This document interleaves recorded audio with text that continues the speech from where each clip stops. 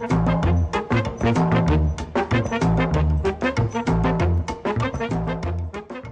morning, Greg. This is the Dave Ross Show, early edition.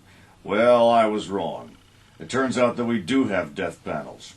Yesterday, President Obama dismissed the notion spread by Sarah Palin, Newt Gingrich, and most of mainstream talk radio that health reform would set up death panels. The president says he is not in favor of death. I am not in favor of that. And he points out that anybody who reads the bill knows there is nothing even remotely resembling a death panel in it.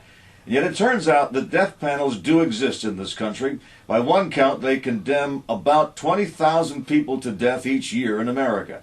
I know it sounds outrageous, but a woman named Jackie called my show to admit that she was on one of them up until last March. Worked for an insurance company as a customer service rep. She says she was one of the people whose job it was to say no to sick people desperately trying to get health insurance. I cannot tell you how many times as a frontline person I had to tell people, sorry, pre-existing condition. She was also the person who had to tell patients who did have insurance and who'd already racked up a huge bill, sorry, not covered by your policy. Personally, I had high blood pressure throughout my entire time working there. I certainly hope that was covered. So what does Jackie think about the protests? You know, I think the protesters don't really have a clue.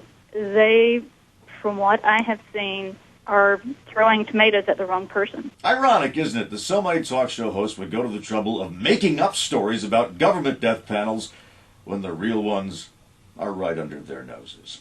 This is Dave Ross, back at 9 with the Dave Ross Show, including an hour with Congressman Jim McDermott, who will hold his own radio town hall right here. I plan to yell at him the whole time. Right here on News Talk 97.3, Cairo FM.